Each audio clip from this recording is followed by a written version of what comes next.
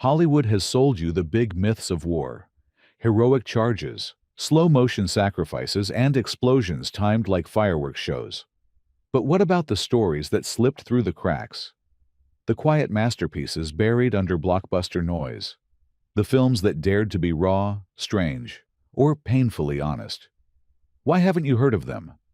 Because sometimes truth isn't marketable. Today we dig them up. Hidden war films that are brilliant, unforgettable, and criminally overlooked. A Midnight Clear, 1992. Imagine it's Christmas Eve, 1944. Snow everywhere, silence thick in the Ardennes forest, and a group of young American soldiers stumbling across a group of equally terrified Germans. That's the setup for A Midnight Clear. But instead of a shootout, what do? They toss snowballs. Yes, in the middle of the most brutal winter of World War II, men on opposite sides share a fleeting moment of humanity. This is not the rah-rah Hollywood version of war. It's eerie, fragile, and drenched in the knowledge that this fragile truce can't last. Ethan Hawke, still early in his career, called it one of the first times he felt like he was part of something truly artistic instead of just commercial. You can feel it on screen. The film isn't about glory. It's about how strange, even absurd, it feels when enemies realize they have more in common than they'd ever admit. Director Keith Gordon shoots it like a ghost story. Long pauses, nervous laughs, and a dread that hovers in the air, reminding you that hope itself can be dangerous when guns are so close by. The characters want peace, but they're trapped in a world that only understands orders and violence. That's what makes A Midnight Clear so haunting. It reminds you that the enemy isn't always the one across the battlefield. It's the system that refuses to let people simply be human. A war movie with snowballs and ghosts, and a masterpiece too many have missed. The Hill, 1965. Sean Connery was at the height of his fame as James Bond when he made The Hill. But this time, there were no tuxedos, no gadgets, no suave escapes. Just sweat, sand, and suffering. The story takes place in a North African prison camp, where British soldiers accused of breaking discipline are punished under a brutal system. The punishment? Climbing a man-made hill of dirt in searing heat, over and over again, until it breaks them. Director Sidney Lumet turned this into one of the most suffocating war films ever made. Connery, desperate to break away from his Bond persona, shaves his head and strips himself down to raw grit. This isn't about daring missions or battlefield heroics. It's about what happens when soldiers are chewed up by their own system. The enemy here isn't across a trench. It's the institution demanding obedience at all costs. Lumet shoots the desert like it's a furnace. The camera presses in close, amplifying the sweat, the exhaustion, the way heat warps reality itself. The Hill isn't just a mound of dirt. It's a symbol of pointless suffering, a weapon designed not to win battles, but to break spirits. Connery's performance here is legendary, a stubborn refusal to yield even when every ounce of charm has been stripped away. He's not saving the world. He's just trying to save himself. The Hill is war stripped of glamour, reduced to raw survival and defiance. It's not an easy watch, but that's the point. This is what happens when the real fight is against your own side. The Winter War, 1989. You've seen the beaches of Normandy. You've seen the jungles of Vietnam. But have you ever seen war fought at 40 degrees below zero, by farmers handed old rifles and told to hold back a superpower? That's the Winter War, Finland's national epic about its desperate defense against the Soviet Union in 1939. This isn't a movie of swelling music and grand speeches. It's a film about frostbite, about men digging trenches into frozen earth, about trying to survive when even the air feels hostile. Director Pekka Parikka's only goal was authenticity, and he nailed it. There are no big Hollywood stars here, just ordinary faces trudging through misery. You feel every shiver, every numb finger, every hopeless calculation that survival might be impossible. The Soviets outnumber the Finns 100 to 1, and yet the Finns refuse to break. That word sisu that Finland is famous for? This film shows you what it really means. Not cartoonish toughness, not impossible feats, but quiet endurance when logic says you should collapse. When the Winter War premiered, it became a national event in Finland, sweeping awards and breaking box office records there. But outside the country, it barely registered. Too bleak, too real, too unwilling to dress war up as anything other than pure misery. That's what makes it brilliant. You don't watch this film to be entertained. You watch it to understand what true endurance looks like. The Winter War is one of the coldest, most grueling, and most authentic war films ever made. The Beast of War, 1988. Hollywood gave you Rambo 3 in 1988, one American hero single-handedly crushing enemies in Afghanistan. The same year, another film told a very different story. The Beast of War puts you inside a Soviet tank, lost in the Afghan desert, hunted by guerrilla fighters. And instead of rooting for the good guys, you're asked to sit with the invaders, watching their machine and their sanity fall apart. The tank itself becomes the star. It's a moving coffin, claustrophobic and relentless, slowly turning on the crew trapped inside. The commander is ruthless, the driver disillusioned, and their unity shatters as the desert swallows them whole. The real war here isn't between armies, it's inside the tank, as fear and mistrust turn comrades into enemies. Screenwriter William Mastrosimone said it best. The story is about the machine against the human soul. And that's exactly what unfolds. The landscapes are vast and unforgiving, dwarfing the tank until it feels like a toy swallowed by history itself. No flags, no victories, no comforting sense of purpose. Just men crushed under the weight of a war that makes no sense. In 1988, audiences didn't want this. They wanted fantasy, not reality. So the Beast of War got buried, dismissed as too bleak. But today, it feels prophetic, a chilling reminder that every empire has its breaking point. A masterpiece disguised as a chase film, and one of the most daring war movies ever made. Merry Christmas, Mr. Lawrence, 1983. How do you make a war film that barely shows combat and still gets under your skin? You cast David Bowie and Ryuichi Sakamoto, then place them in a Japanese prison camp where the real battle is obsession. Sakamoto plays the rigid camp commander, a man defined by discipline and honor. But when he encounters Bowie's prisoner, defiant, androgynous, magnetic, something cracks. The tension isn't just cultural, it's personal, unsettling, and impossible to contain. Bowie himself admitted the director wanted to show the tension between two cultures that could never truly understand each other. But what the film really shows is the fragility of human control when fascination becomes impossible to ignore. Director Nagisa Oshima shot the film like a dream, with lush music and haunting imagery that make the camp feel less like a prison and more like a stage for a psychological duel. Every glance, every silence carries weight. You're not watching a war of bullets, but a war of restraint, pride, and forbidden desire left unspoken. The casting is what makes it unforgettable. These weren't just actors. They were icons, dragging their larger-than-life personas onto the screen. Bowie, otherworldly as ever. Sakamoto, cold and unreadable, yet visibly cracking. Together, they created something strange, hypnotic, and timeless. Merry Christmas, Mr. Lawrence isn't about winning or losing. It's about the chaos inside people when war strips away every mask. And it proves that sometimes the most unsettling wars are fought without a single shot fired. Hell in the Pacific, 1968. 2 men, 1 island, no dialogue. That's hell in the Pacific. On paper, it sounds almost like a gimmick.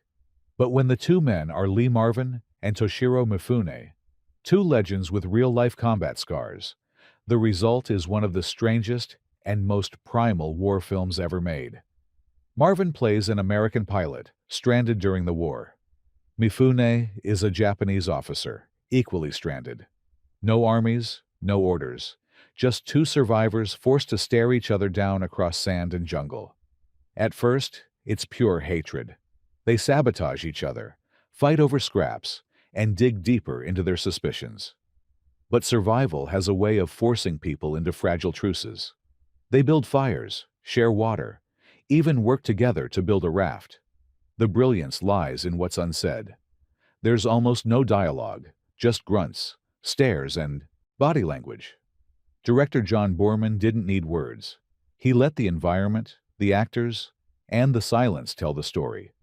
And here's the kicker. Marvin's performance wasn't just acting. As a former Marine in the Pacific, he carried his own ghosts onto the set.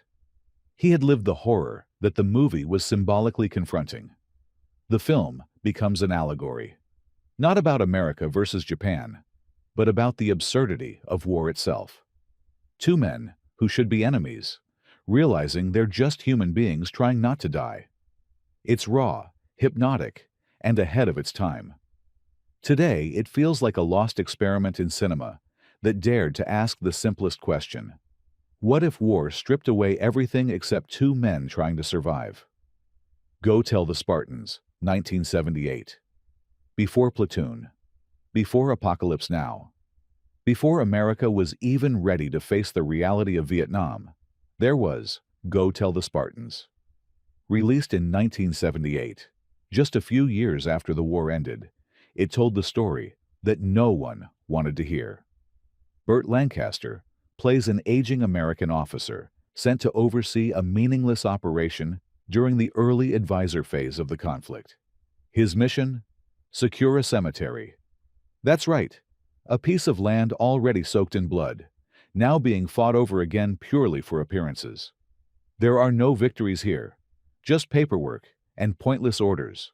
What makes the film remarkable is Lancaster himself. He doesn't play a traditional leader. He plays a man who already knows how this story ends, and you can see it in his eyes. Every decision he makes isn't about winning. It's about trying to minimize disaster, to get through one more day of a war that was doomed from the start. Director Ted Post later admitted the film was too honest for its time. Audiences in 1978 weren't ready for a blunt diagnosis. They wanted myths, not truth. So the film vanished, ignored by critics and theaters alike. Looking back, Go Tell the Spartans feels prophetic.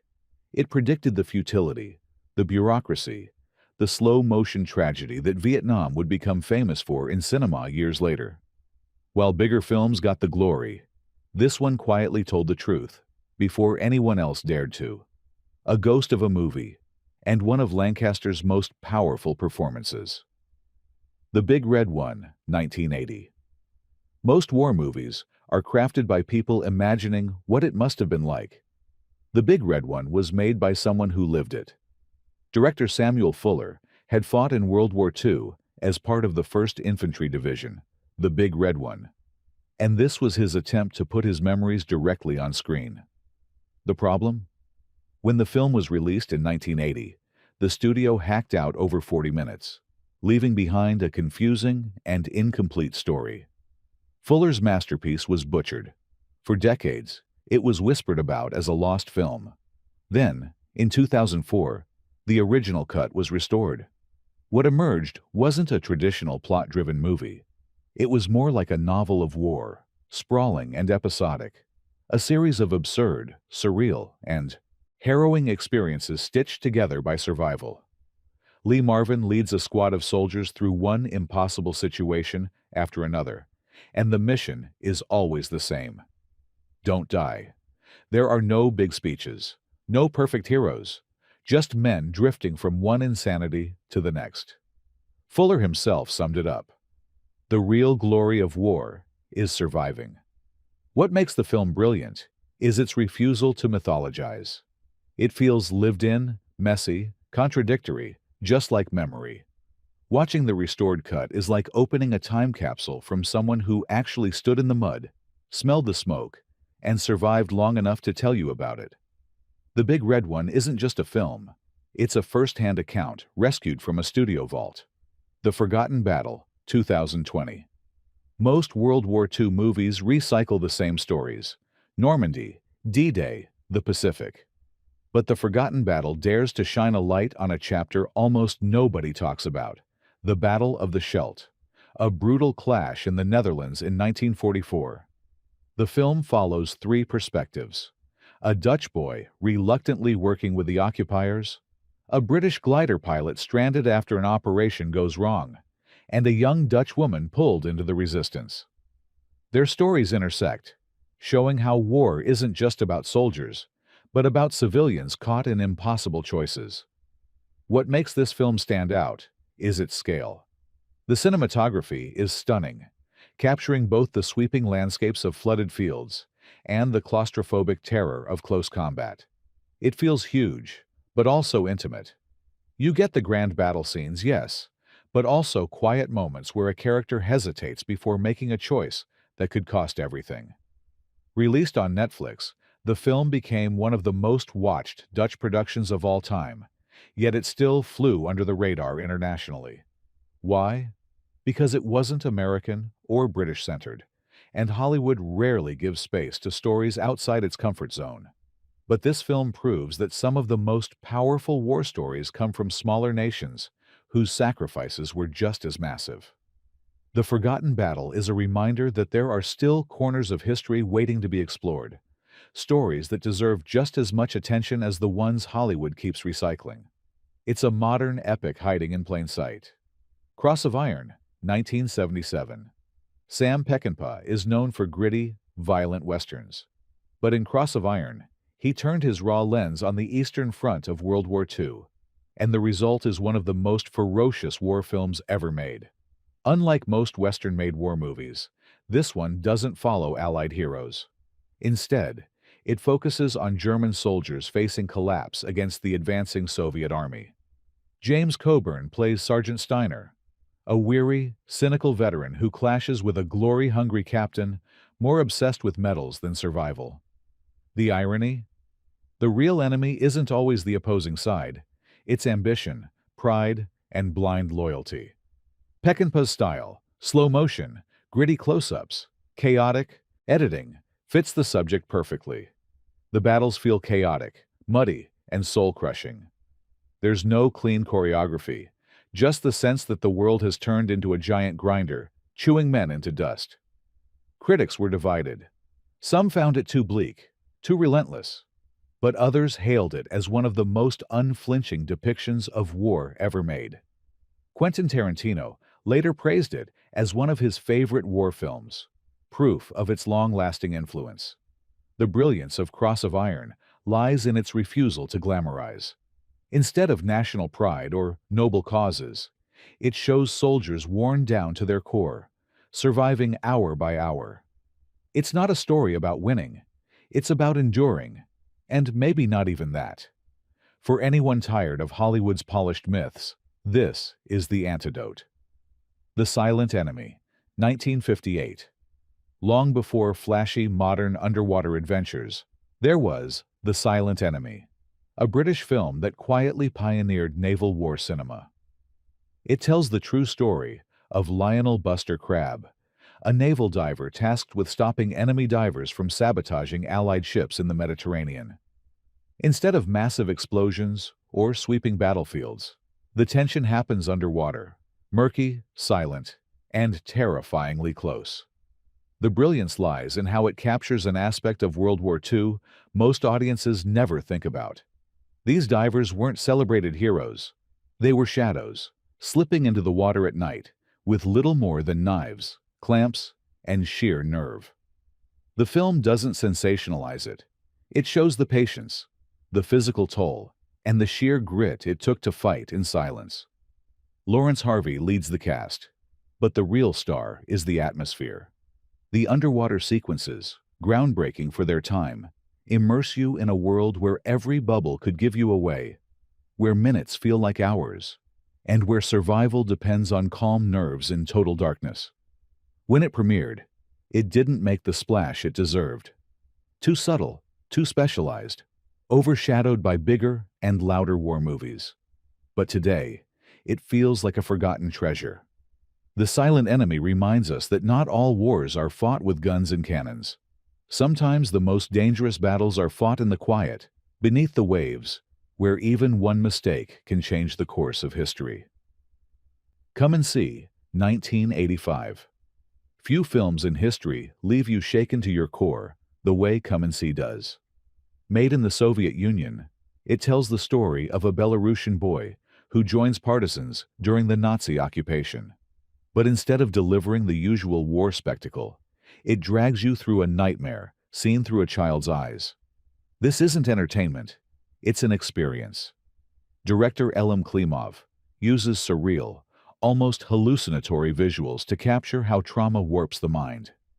The boy, played with terrifying realism by Alexei Kravchenko, starts wide-eyed and innocent. By the end, his face has aged decades, carved by horrors no child should witness. The film's power comes from its honesty. It doesn't invent drama. It recreates horrors of war that actually happened, showing how villages were destroyed and how civilians bore the brunt of war. The sound design itself is relentless, with gunfire ringing in your ears long after the scenes cut away, leaving you disoriented, just like the boy. When it was released, Come and See stunned audiences, though it wasn't widely seen outside Europe until years later. Today, critics call it one of the most important anti-war films ever made. And they're right. Watching it is like staring into the abyss, harrowing, unforgettable, and absolutely necessary. It's not a film you watch twice, but one you never forget. The Way Back, 2010. What happens when the war ends but survival doesn't? The Way Back isn't about firefights or generals. It's about endurance, men escaping a Siberian labor camp and walking thousands of miles across frozen tundra, deserts, and mountains in a desperate bid for freedom. Directed by Peter Weir, the film is loosely inspired by true accounts. A small group of prisoners, Polish, American, Russian, and others, slip out of their camp during World War II, only to face an even harsher enemy: nature. Their journey stretches from Siberia to India, nearly 4,000 miles of exhaustion, hunger, and unforgiving landscapes. The film barely relies on dialogue, because it doesn't need to. The actors, Ed Harris, Colin Farrell, Jim Sturgis, communicate through their eyes, their staggering movements, their silences. The real story isn't about conflict with soldiers. It's about conflict with the Earth itself. Every step forward is a small miracle. Critics were divided, calling it too long, too quiet, too bleak. But that's what makes it great. The Way Back isn't about thrills. It's about the staggering weight of endurance. Watching it, you realize that the longest battles aren't always fought with enemies, but with the horizon, day after day, until you reach the end, or collapse trying. A survival epic that deserves far more attention than it ever got. Gallipoli, 1981. Before Mel Gibson became a household name in Hollywood, he starred in Gallipoli, an Australian masterpiece about World War I. Directed by Peter Weir, it tells the story of two young sprinters who enlist, swept up by excitement and patriotism, only to find themselves trapped in one of the most disastrous campaigns in history. What begins as a tale of youthful energy, races, friendships, dreams, slowly unravels into tragedy. The film is a masterclass in contrast. Sunlit Australian landscapes at the start versus the mud and despair of the trenches by the end. Weir doesn't rely on bombast or spectacle. Instead, he focuses on the small details, the camaraderie of soldiers, the letters home, the awkward jokes before dawn attacks. That's what makes the final act so devastating. The climactic charge is one of the most haunting sequences ever put on film. You know it's futile. The characters don't. And watching them march toward it is heartbreaking. In Australia, Gallipoli became a defining cultural work, shaping national memory of the war. Internationally, it's often overshadowed by louder, more American-centered films. But its power lies in its intimacy and honesty. It doesn't try to show you all of World War I. It just shows you what it meant to two young men, and that's enough. Gallipoli is war cinema, at its most human, its most devastating. A film that starts with a race and ends with silence. Brilliant, unforgettable, and far too often ignored. So there you have it. 15 war films that Hollywood forgot to tell you about. No glossy myths, no polished heroics, just raw, overlooked brilliance. These aren't the movies that win awards or dominate box offices. They're the ones that stay with you, long after the credits roll. Which of these hidden gems have you seen, and which surprised you most? Drop your thoughts below, hit subscribe, and keep the lost stories alive.